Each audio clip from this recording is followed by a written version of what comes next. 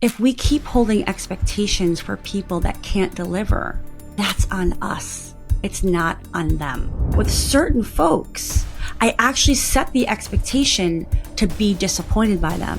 What could be coming is something so much greater. What I'm going to talk to you about today are the 2 questions to ask yourself before every meeting. If you do this, you are going to change the way you lead, the way you show up, and your results. I freaking guarantee it. Hello and welcome to the Unlock Lab. I'm so glad you're here. I'm your host, Tosca Matteo. And today I'm excited. It's going to be a simple conversation, but it's going to change the game of how you lead. What I'm going to talk to you about today are the 2 questions to ask yourself before every meeting. If you do this, you are going to change the way you lead, the way you show up, and your results. I freaking guarantee it. And let me tell you, if you don't find this to be true, reach out to me because we'll have some talking to do, but I don't think you will. So there's 2 questions that I am repeatedly counseling my clients to ask themselves before each meeting. And that's why I have such confidence that it changes the game and that it works every single time. The first question to ask yourself before every meeting is to understand, what are my expectations? Because oftentimes you have low-key expectations that you don't even know about. So this question is about unearthing what you're expecting to happen and bringing it to the conscious level. Oftentimes it stays unconscious because we're not stopping to ask ourselves this question. So what I mean about expectations is it can relate to how are they going to respond in this meeting, expectations around what the result will be. And so once you understand, oh, yeah, these are actually the expectations that I have, you can then ask yourself, is it serving you? Are your expectations perhaps too high? And alternatively, are you painting the worst possible scenario? Like, are you expecting it to go bad? And is this causing you stress and for you to put up your defenses before you even walk in the room? This last bit is extremely important to understand because we do this all the time. We create a narrative in our minds about how something is going to go. Oh, they're going to come in and they're going to attack me. Oh, they're going to come in and question my authority on this topic. Oh, they're going to come in and tell me I made the wrong decision. And we gather this little bits and pieces of gossip and information that confirms our bias that things are going to go wrong. And then we get stressed out. And when we're stressed out, we don't perform our best. And when we go in there thinking the worst case scenario is going to happen, guess what? We're probably going to call that in with just our energy. And also, when you expect the worst case scenario, you're going to show up in a very different way. You're going to show up maybe defensive or what have you. So this is the opportunity. Once you ask yourself, yeah, what are my expectations? Then you can ask yourself, how do I want to rewrite this? What actually makes sense here? So I'm going to give you a story about this that's not in the workplace world. And I do this on purpose because when we are unlocking our leadership, we have to look at the totality of our life. It's not just isolated in our working environment because we are who we are wherever room we step into. So, and this example is really, really deep and profound for me because it's part of my deepest life's work around expectations. You see, there are people that for decades in my life, I have had expectations around the way I wanted them to treat me, the way I wanted them to show me love, the way I wanted them to show up for me. And every time I had these expectations, I would fall into despair and disappointment when those expectations were not met. And my journey had to be a process of letting go of those expectations and being in acceptance of who they were and what they were capable of. You see, because my mistake was, I won't even say mistake, it's just my conditioning, and my wounds and my healing required me to recognize if we keep holding expectations for people that can't deliver, that's on us. It's not on them. So, and it's not to say that we don't get to have expectations of people. We absolutely do. We get to have our standards. We get to have expectations around how we're treated. The difference is that you have to choose wisely that the folks that you are setting certain expectations with can actually deliver on that. Because if they can't, then what you're doing is you're setting yourself up for disappointment. And it's just going to put you in a downward spiral. It put me in a downward spiral for years until I recognized, I actually have to change my expectations, so much so that with certain folks, I actually set the expectation to be disappointed by them. That's how crazy, off I was with my expectations. And to be honest, it works out so much better this way. Now, listen, there's going to be certain folks in your life where if that's what you're expecting, if you're expecting to be disappointed, then you probably shouldn't put yourself in that environment very much, or if at all, right? Maybe it's a matter of letting those people go. But in some cases where maybe you want to hang on to those people and have a very particular relationship with them, then you have to, set expectations where you're not going to constantly walk into disappointment every single time. So I hope that you can also take this story and translate it to where you're having expectations in the workplace that might not be serving you.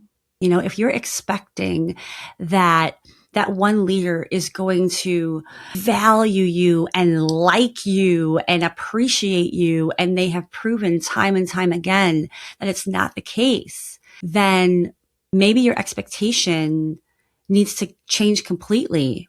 And in this case, maybe your long game plan is to not work for somebody that you can't have those expectations with, right?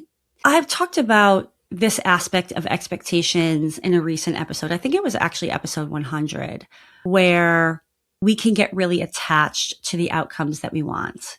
And this is very related to expectations, right? I expect a promotion. I expect a raise. And what happens when we have these expectations is we actually can be, again, we can be disappointed, but also we have to stay open to the outcomes that we're hopeful of, because what could be coming is something so much greater. But if our energy is so stuck on this one pathway and this one result, then we may be missing out on what else is possible.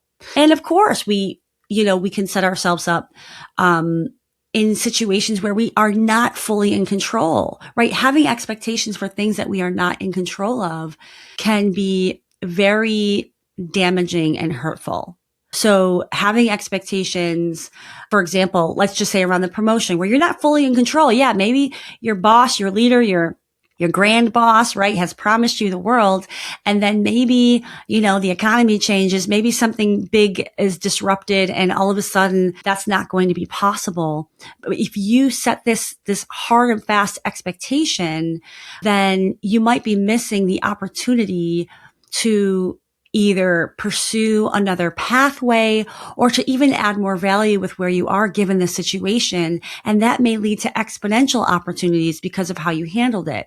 So I just want to invite this exploration around expectations, because oftentimes we have ones that we are aware of, but we also have ones below the surface that we don't even realize that we have. And those ones under the surface are usually, really deep rooted to other things in our life and other, our past, quite frankly, when we start to unearth those.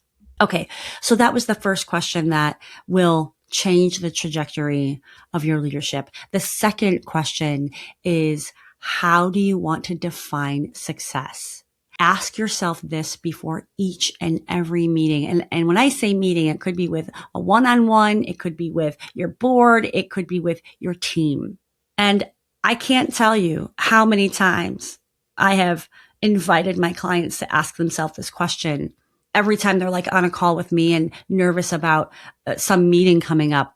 And the truth is, like, they haven't asked themselves this question, at least not in the way that I'm suggesting. The way I'm suggesting you ask this question about how you define success is by defining it purely by what you are in control of. Yes. So regardless of how people respond to you, react to you, regardless of the outcome, how are you setting up and defining success for how you show up and how you operate in that meeting? And the reason why this is so game changing is because we are usually so focused on the outcome that we're not focused on who we're being in the pursuit of that. So I'll give you some examples of how you can define success that you are in control of. Maybe your definition of success is that you show up with an open mind. That can be a wonderful way of defining success, especially if you are very opinionated, you think you have all the answers, and maybe you're a bit stubborn, and so you just kind of go in closed off. I'll give you a great example of this. I was just on a call with one of my mentors, and she counseled me to do this exercise to like update my LinkedIn. And I was very resistant to it. I was like, oh, what's the point? What's that going to do? Like, I'm constantly tweaking. And so I didn't show up right open in that moment. And then I relaxed after that meeting, and I was like, gosh, I realize I was really closed off, and I provided some resistance, to her in that conversation. And I was like, you know what? I'm just going to do it. I'm just going to do what she recommended and see what happens. And I ended up making some changes, and I ended up feeling really good about it. I felt like my language was more empowered, and I felt like it was more honoring, the breadth of my credibility. And anyway, so this was kind of in retrospect, right? Like, because I didn't ask myself, how do I define success for that call with my mentor? And I bet you if I took the time to say, how do I want to show up? It would have been different. I would have showed up differently when she would have suggested something that I was resistant to. If I set the objective of being open to her suggestions and ideas, I probably would have been like, you know what? I'll give it a try. Let me see if I like this approach. And it probably would have made her feel even better for me to be open to that idea versus resistant to it. So you see what I mean? You see how like it's not just about changing how you show up, but it's also about the ripple effect that creates when you show up in a different mindset with a different set of goals than you usually do. And okay, so I'll give you some more examples of how you can define success that you can control. So we talked about openness. You can also define success in terms of your pacing, for example, on the call or in the meeting. So maybe you're someone who tends to talk really fast, and maybe you tend to not listen very well when people are asking you questions, because that's what happens when you get nervous. But if you define success as, you know what? I want to really be present in this meeting. I really want to listen to what others have to say or what questions they're asking.